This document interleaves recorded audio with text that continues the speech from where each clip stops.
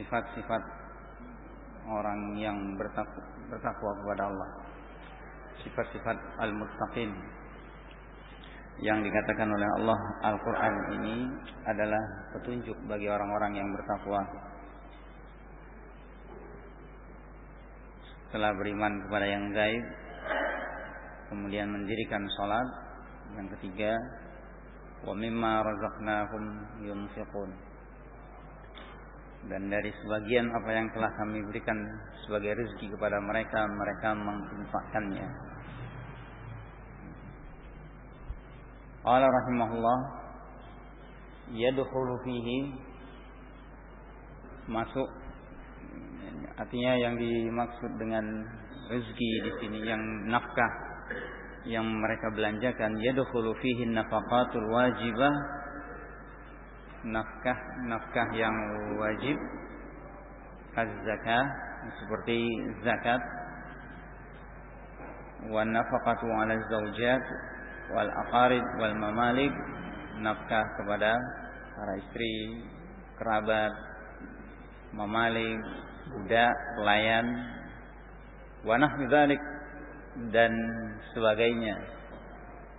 Wan nafaqat al-mustahabbah, jadi ada dua bentuk nafkah, nafkah yang wajib dan nafkah yang mustahabbah. Di jami'i turuqil khair, yaitu belanja yang hukumnya itu mustahabbah, disenangi, disukai, mandub, sunnah. Ya, ini di semua jalan-jalan kebaikan bisa membantu. Nah, yang sifatnya perkara-perkara sosial, kepentingan umum, lebih kepentingan kaum muslimin, misalnya masjid-masjid, perawatan masjid, mendirikan masjid, ya, tempat-tempat belajar anak-anak kaum muslimin. Walam yadhkur al-munfiq alaihi, dan di sini tidak disebutkan oleh Allah siapa yang menerimanya.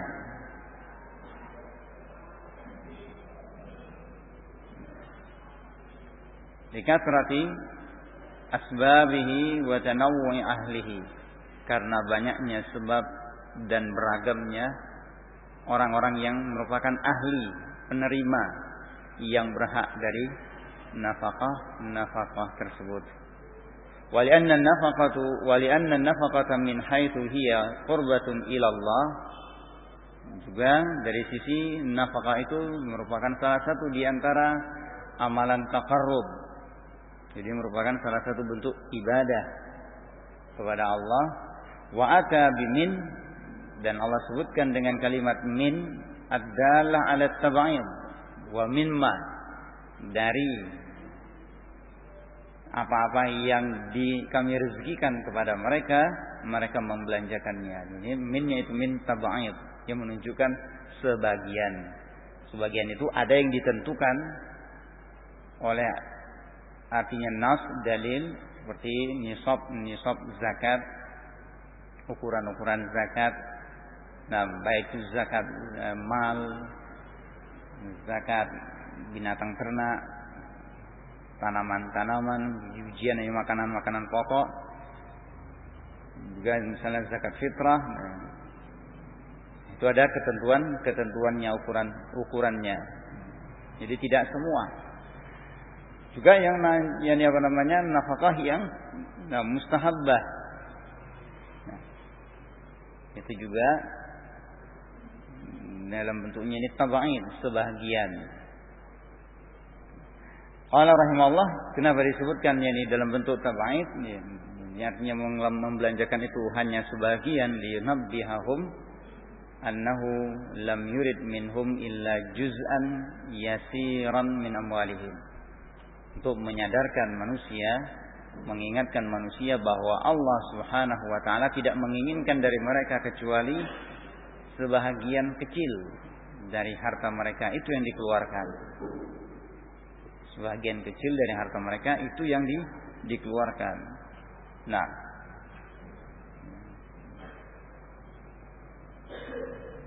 ghairu darrin lahum wa la muskil. Tidak membahayakan mereka dan juga tidak memberatkan. Tidak membahayakan mereka juga tidak memberatkan mereka. Nah, tapi bagi orang-orang tertentu mungkin walaupun kecil itu sangat berat. Dia ringan mungkin membelanjakan harta tersebut kalau dia dapat bagian. Dapat bagiannya apa? Mungkin bukan berupa harta lagi. Ketenaran, kemasyhuran. Nah, dikenal sebagai muhsinin, dikenal sebagai dermawan. Nah, ini termasuk afat, penyakit-penyakit yang menjangkiti menimpa manusia dalam urusan harta. Nah, kalau mungkin dia sebagian ini disebutkan lagi diantaranya oleh Ibnu Jauzi rahimahullah. Ada orang-orang yang mereka itu berinfak itu fi turuqil khair. Lembaga-lembaga sosial dia salurkan. Tapi kalau untuk membantu misalnya satu orang atau beberapa orang fakir miskin, berat dia karena nggak dapat apa-apa. Apalagi kalau sembunyi-sembunyi, nggak dapat balasan dari orang miskin tersebut. Ini penyakitnya. Nah,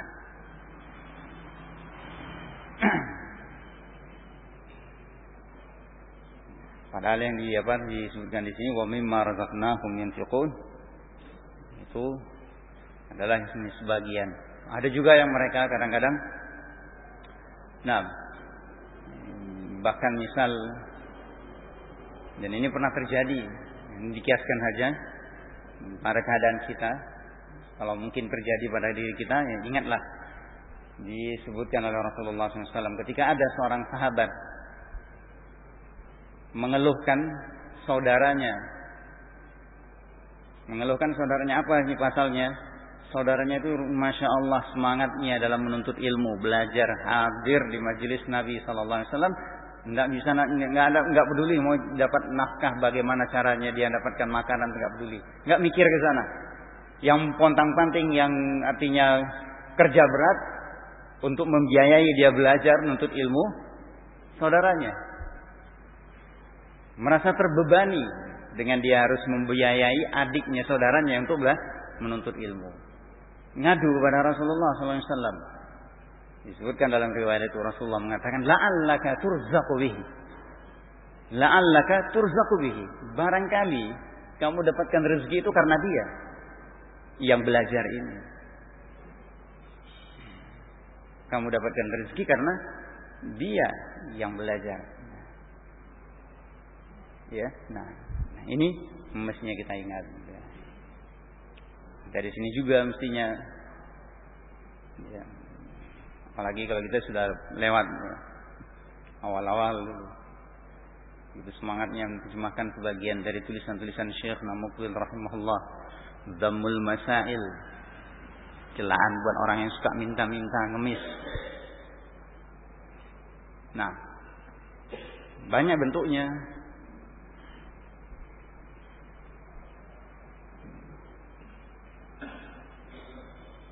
Minta keringanan,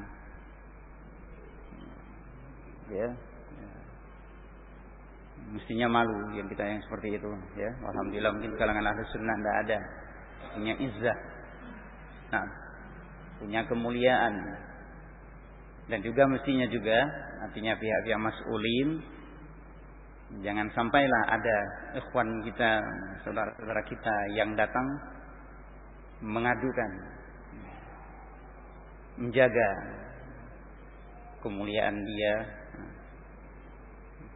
Nah, dalam artian jangan sampai dia mengeluhkan kepada kita, minta keringanan biaya pendidikan atau, tapi ini sebaliknya pihak mas'ulilah mestinya yang didatangi memiliki tanggap, tahu keadaannya, kemudian memberikan keringanan, nah, tanpa dia meminta. Itu merupakan juga keutamaan. Nah,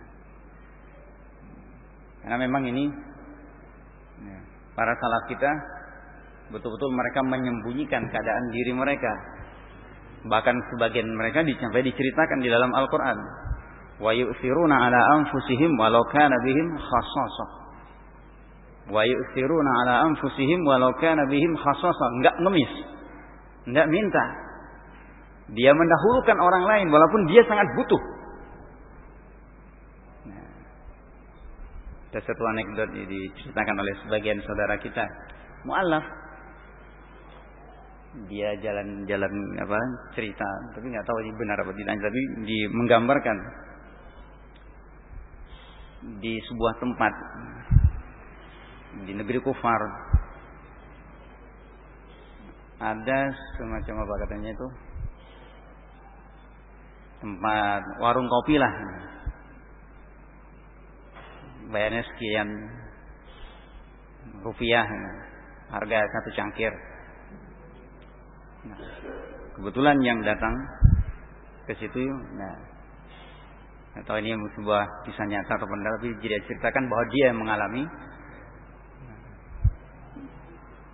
Ada tempat-tempat yang di situ digratisi.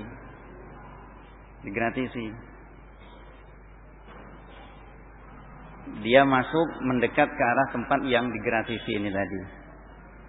Ada orang warga asli, penduduk situ ingin juga mengambil yang gratisan. Diingatkan, kalau kita punya duit ngapain sih ngambil yang gratisan? Biarkan, berikan pada mereka yang butuh. Berikan kepada mereka yang butuh. Orang Indonesia yang tadi mau mengambil yang gratisan tadi merasa tersindir dengan kalimat itu. Padahal kalau kita di Indonesia kan manfaatkan gitu. Yang gratisan ini wah kebetulan malah. Ya, nah ini mereka orang-orang yang tidak ngerti agama, mendahulukan orang yang lain, mungkin ada yang lebih butuh. Nah, kita kaum muslimin, apalagi ahli sunnah, aula, lebih-lebih pantas untuk mereka isar. Jangan, ya, kalau kita jangan, artinya mulai diperbaiki. Jangan aji mumpung. Kebetulan, mendingan daripada. Apalagi kalau misalnya itu di skup lingkungan kita sendiri, misalnya. Karena toh itu bukan untuk kepentingan orang lain, untuk kita juga. Nah, belanja misalnya. Mungkin belanja mahal di mana di tempat lain mungkin lebih murah. Di masuk kita mungkin mahal sedikit. Nah, biarlah, kenapa rupanya? Sekalian tuh bantu mahal. Bahkan kalau perlu beli nggak usah kembalian ya. Nah, gitu. Dia itu seperti di antaranya seperti itu. Baik. Nah, ini di antara afat mereka yang punya harta. Baik. Qala rahimahullah liyunabbihahum annahu lam yurid minhum illa juz'an yasiran min amwalin. Hanya sebagian kecil yang tidak merugikan, tidak membuat mudarat dan tidak memberatkan orang yang mengeluarkannya. Apalagi ini zakat. Zakat yang cuma 2,5%. Dari hartanya yang dia ini misalnya 2,5% dari 88,5 gram emas. Misal seperti itu. Alangkah ringannya 2,5%-nya itu.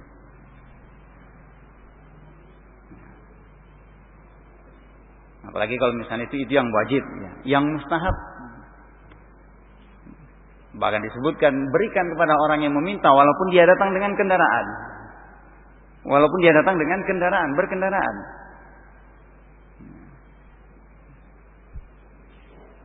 Walaupun dia datang dengan menunggang kuda atau unta, itu kan berarti kan dia punya harta.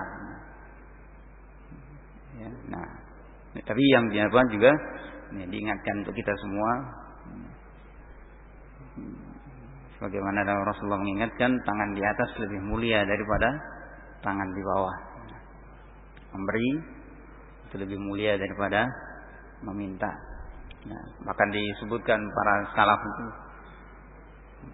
punya hak meminta kepada penguasa, kepada pemimpin, datang kepada Rasulullah SAW minta jatah. Nah, kalau kita di negeri kita boleh, artinya kepada memang butuh yang kita butuh, datang kepada penguasa, pemerintah untuk mengadukan keluhan kita butuh bantuan sembako atau apa. Nah, datang ke masjid Rasulullah meminta jatah bagian atau harta dari Baitul Mal. Belum sampai dia masuk masjid, dengar Rasulullah mengatakan yang punya 40 dirham di rumahnya itu adalah termasuk sudah kaya. 40 dirham itu sudah kaya. Belum dia tuh masuk, dia hitung dulu di rumahnya ada panci ini itu lebih dari 40 dirham. Berarti saya masih kaya. Pulang. Dah jadi masuk ke dalam masjid Rasulullah. Pulang. Izzah. Ya. Hakim bin Hizam, keponakan istri Rasulullah SAW, Khadijah bintu Khuwailid. Itu juga waktu di zaman Rasulullah pernah, artinya diberi, minta lagi. Diingatkan oleh Rasulullah, harta itu memang hijau lagi manis. Dia pun bersumpah tidak akan meminta kepada siapapun sepeninggal Rasulullah SAW. Dan memang juga terkenal dermawan. Di zaman Umar bin Khattab dapat ghanimah, ada jatah dia. Dia tahan tangannya untuk mengambil. Tidak mau mengambil karena dia sudah bersumpah di hadapan Rasul sallallahu alaihi wasallam. Nah, ini izzahnya mereka. Sehingga mereka tidak mudah terpedaya dengan harta. Bal yantafi'una hum biinfaqihi. Bahkan mereka sendiri mengambil manfaat dari apa yang mereka infakkan. Nah, ketenangan, kebersihan jiwa, hatinya bersih dari penyakit bakhil, kikir, merendahkan orang lain, perbuatan yang menumpuk-numpuk harta. Nah, tanpa keperluan. Artinya mungkin itu apa namanya? Ada ini orang kan kadang-kadang menumpuk menyimpan harta itu karena ingin melihat banyak. Melihat banyaknya, entah itu di tabungan, entah di dompet, entah itu di brankas. Ada orang-orang yang demikian, tapi ada yang kan kaum muslimin mudah-mudahan tidak. Mereka menyimpan untuk mungkin untuk mau umrah, untuk ini, untuk itu, untuk sedekah, untuk zakat, lain. Wa yantafi'u bihi ikhwanuhum, dan saudara-saudara mereka pun bisa memanfaatkan harta tersebut. Ingatlah, ini artinya ada kalau orang itu terbiasa dengan memberi. Itu berarti di dalam harta itu ada jatah. Ada orang-orang yang mereka mendapatkan nafkah dari dia. Entah itu kerabatnya yang menjadi tanggungannya, atau dari kalangan muslimin yang lain. Nah, seperti tadi yang disebutkan oleh Rasulullah sallallahu alaihi wasallam, la'allaka turzaqu bihi. Nah, para orang tua juga jangan merasa kesal mungkin memberikan nafkah kepada anaknya yang belajar. Nah, barangkali karena mereka belajar betul-betul menuntut ilmu, kita diberi rezeki. Ada saja ternyata jatah mereka untuk belajar itu mereka ketika mereka betul-betul belajar. Nah, jadi sebagian ulama malah menyebutkan kalau harta itu kadang-kadang tidak bermanfaat, mungkin keluar harta tersebut kepada sesuatu yang tidak ada gunanya. Nah, silakan hitung sendiri apa sih? Banyak hal yang tidak ada artinya. Bahkan mungkin hilang, membelanjakan sesuatu yang tidak ada faedahnya. Ternyata untuk berobat, nggak bisa memanfaatkan harta tersebut.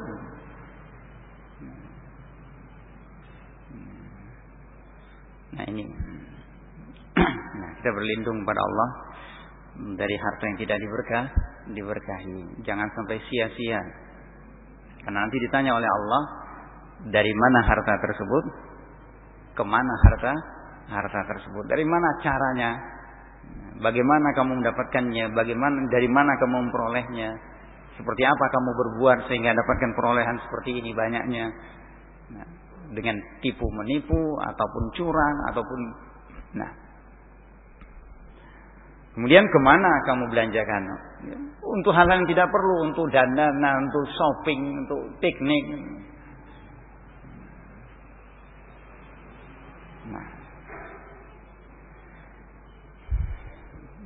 Baik, qala wa fi qawlihi razaqnahum, kami beri rezeki mereka, isyarah ila anna hadhihi al-amwal allati min baina aydikum laysat hasilatan biquwwatikum wa mulkikum. Harta ini isyarat bahwa harta yang ada di tangan kita itu bukan diperoleh karena kekuatan dan kekuasaan kita.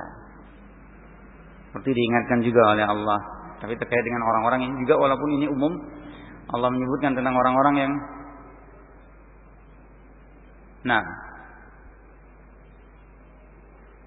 man arada al-ajilata ajjalna lahu fiha ma nasha'u liman nurid. Nah, surat apa itu? Surat Al-Isra. Surat Al-Isra.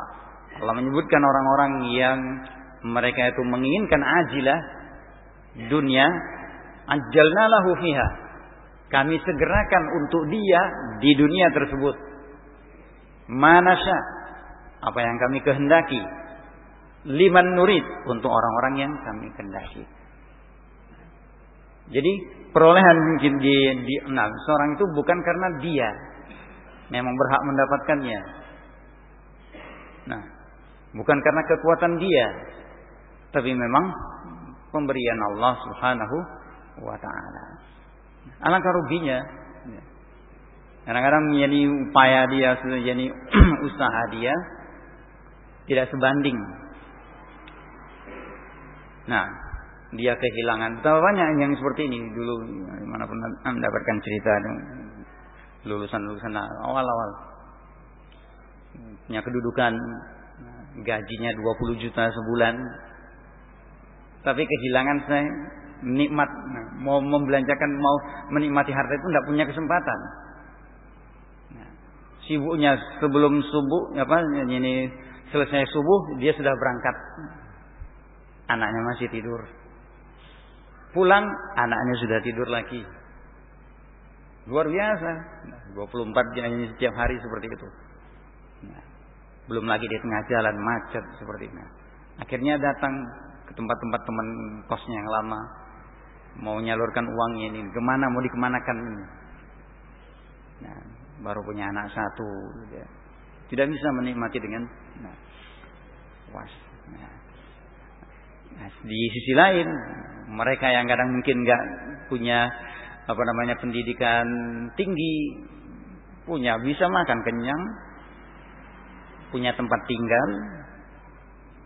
Nah, usahanya, mungkin kalau dibandingkan dengan mereka yang di kantoran, sepertinya santai lah. Masih sempat taklim, masih sempat untuk berbaur dengan masyarakat, menikmati tidur siang.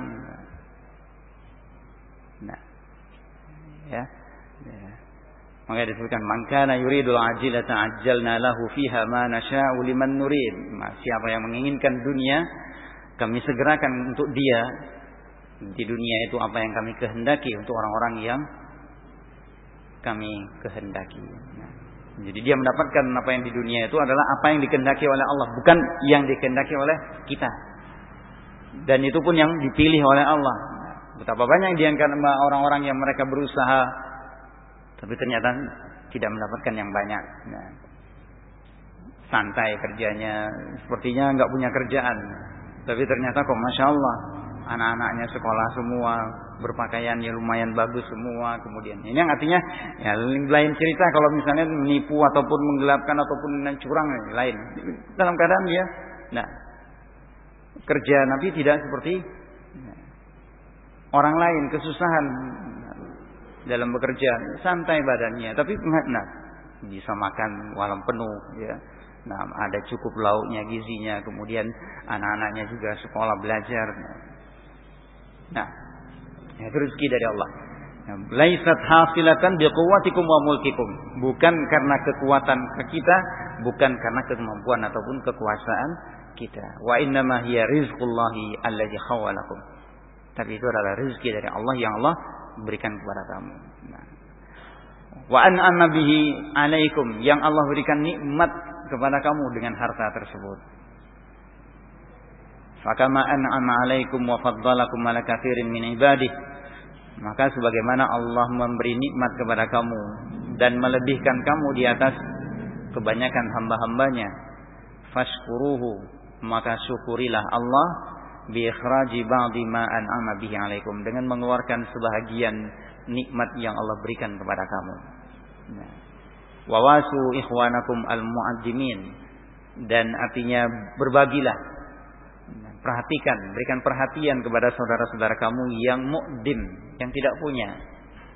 Lihat ke bawah, jangan lihat ke atas. Terlalu lihat ke atas, bergaul dengan orang-orang yang seperti itu akan membuat terbawa. Minimalnya apa, mengimbangi mereka untuk ikut juga. Mereka berdandan, dia juga nggak mau kalah. Punya barang ini, dia juga nggak mau kalah.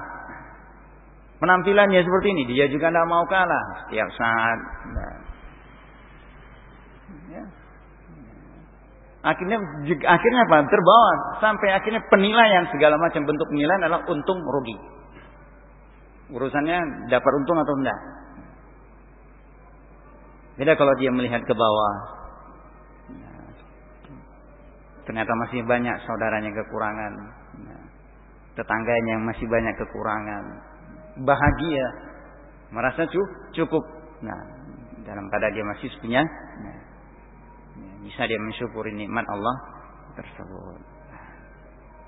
Qala rahimahullah, wa katsiran ma yajma'u ta'ala baina sholati waz zakati fil Qur'an. Sering Allah mengumpulkan antara zakat dan salat dalam Al-Qur'an. Lianna salata mutadamminatun lil ikhlas lil ma'bud. Karena salat itu terkandung di dalamnya keikhlasan kepada al-ma'bud, yaitu kepada Allah. Dalam hal ini juga merupakan ibadah di antara ibadah-ibadah badaniyah yang paling utama. Silah antara Allah dan antara seorang hamba dan Rabb-nya. Hubungan antara dia dan Allah. Nah, ini salat. Kalau salatnya baik, maka yang lain pun dia akan terbawa baik. Nah, salatnya baik akan membuatnya yang lain pun akan ternilai baik. Nah, bukan sekedar banyak salatnya. Nah, bukan sekedar banyak rajin puasanya, tapi mutu nilai salat tersebut. Di zaman Rasulullah disebutkan, kita tahu. Seorang wanita dikenal salatnya luar biasa, banyaknya malam harinya, salat sunnah, salat tahajudnya, siangnya puasa, masya Allah. Tapi tetangganya nggak aman dari lisannya, suka menyakiti tetangga, menyakiti orang lain dengan mulutnya, lisannya. Rasulullah katakan, hiya finnar, dia di neraka, dia di neraka. Boleh jadi karena sebabnya itu. Roh salat itu tidak ada di dalam salat. Gerakannya dia salat, takbir, membaca ayat, ruku, bangkit, i'tidal, sujud, duduk antara dua sujud, bangkit lagi, kemudian terusnya sampai salam. Terlihat oleh kita mungkin bahkan masya Allah, tapi hatinya tidak tertuju pada salat. Lihatlah kelakuannya, hingga disebutkan oleh para ulama. Nah, kenapa? Ya belum tentu. Orang itu banyak salatnya, bagus salatnya secara lihat, tapi rohnya tidak ada khusyuknya, tidak ada ikhlasnya, tidak ada tawaduknya, tidak ada dia hadir hatinya dalam salat. Karena salat yang betul-betul seperti awal disebutkan oleh beliau, yang bisa mencegah perbuatan keji dan mungkar, salat yang betul-betul ditegakkan lahir dan batinnya, hadir hatinya, tahu dia sedang berhadapan dengan Allah, tahu dia sedang sujud di hadapan Allah, bukan sekedar dinding, Bukan sekedar dia sujud di atas sajadah, tapi dia tahu dia sujud sedang berada di hadapan Allah. Maka juga diingatkan oleh para ulama, kalau kamu ingin membayangkan bagaimana kamu di padang mahsyar berhadapan dengan Allah, perhatikan bagaimana kamu salat. Nah, berdiri di hadapan Allah. Seperti itu nanti kamu di hadapan Allah, berduaan. Walaupun kita berjajar berbaris, masing-masing kita akan berduaan dengan Allah, dialog. Walaupun kita enggak fasih dalam bahasa Arab sekarang mungkin. Laisa bainahu wa bainahu turjuman, kata Rasulullah SAW, berhadapan dengan Allah. Nah, perhatikanlah bagaimana dalam salat.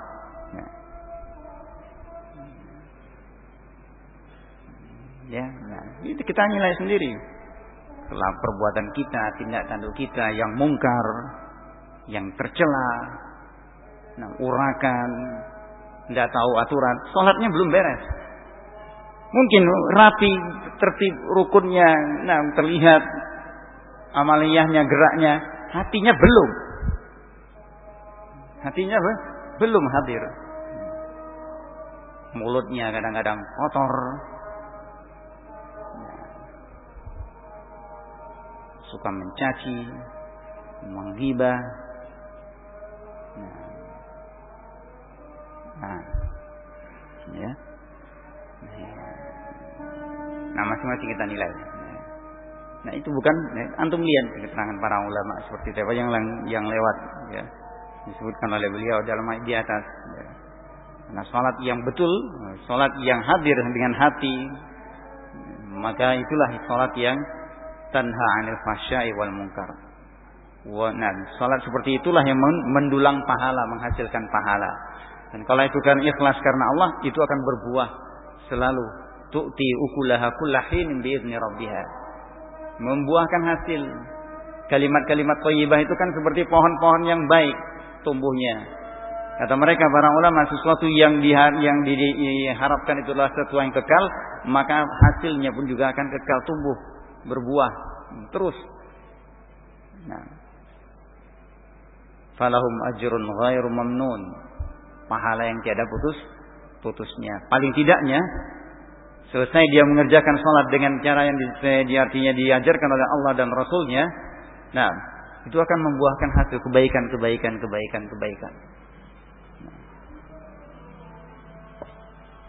Qala rahimahullah, waz zakatu wan nafaqatu mutadamminatun lil ihsan ala 'abidihi.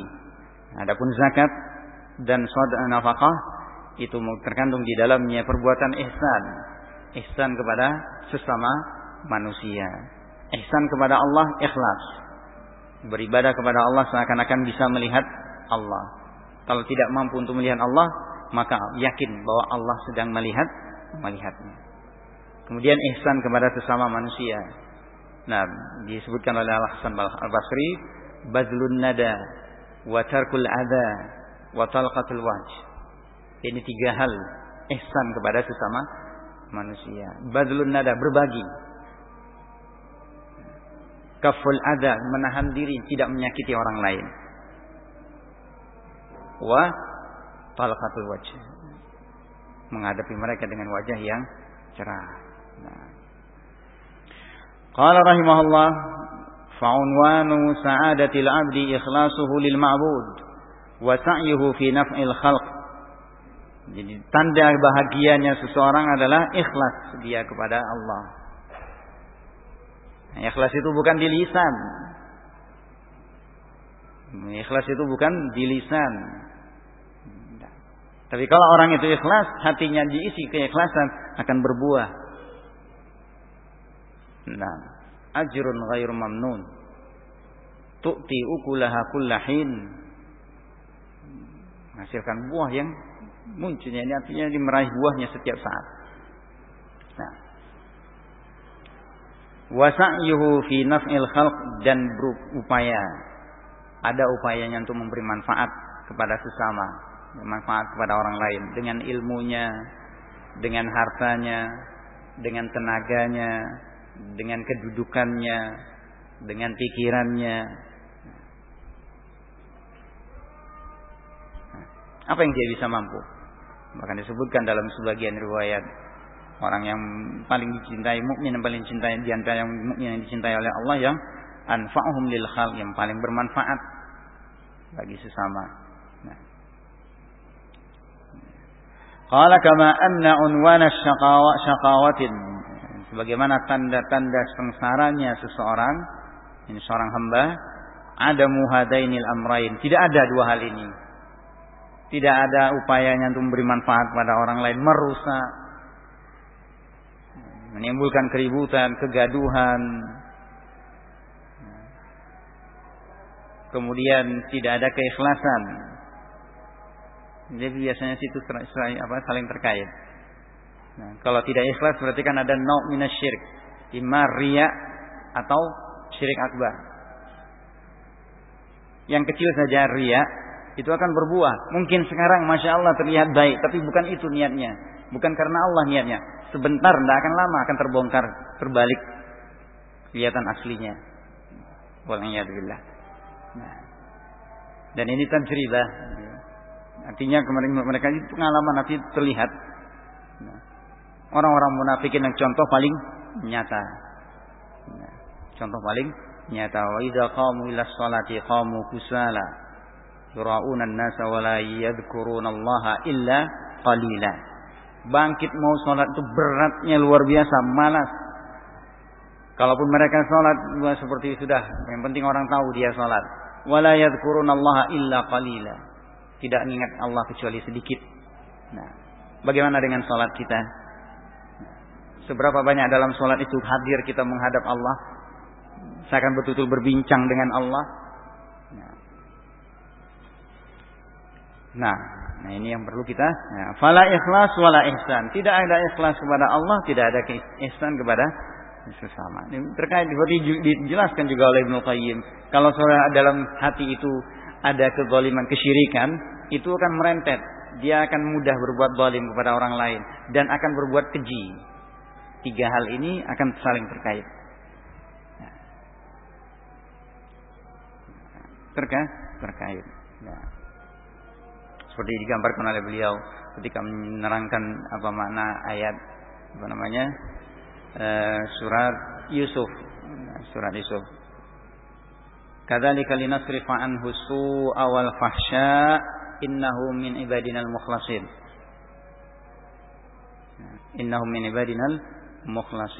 Ini kenapa Nabi Yusuf dihindarkan oleh Allah dari godaan kaum wanita?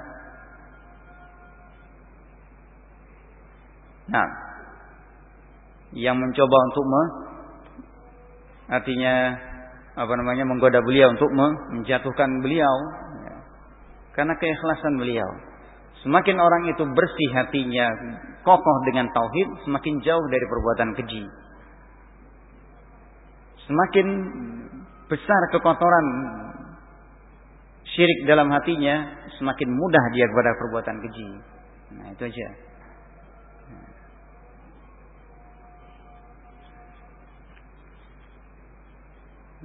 Disebutkan apa dalam ayat? Nah, kadzalika linasrifa anhu su'a wal fahsya innahu min ibadinal mukhlasin, ayat ke-24 ini. Nah, ini diterangkan oleh para ulama. Semakin orang itu kuat tauhidnya, semakin jauh dari perbuatan keji. Nah, wallahu a'lam bishawab. Itu dulu 4 di antaranya ini bisa disebutkan oleh sebagian 5 atau 6 sifat orang yang bertakwa yang Al-Quran ini menjadi petunjuk bagi mereka.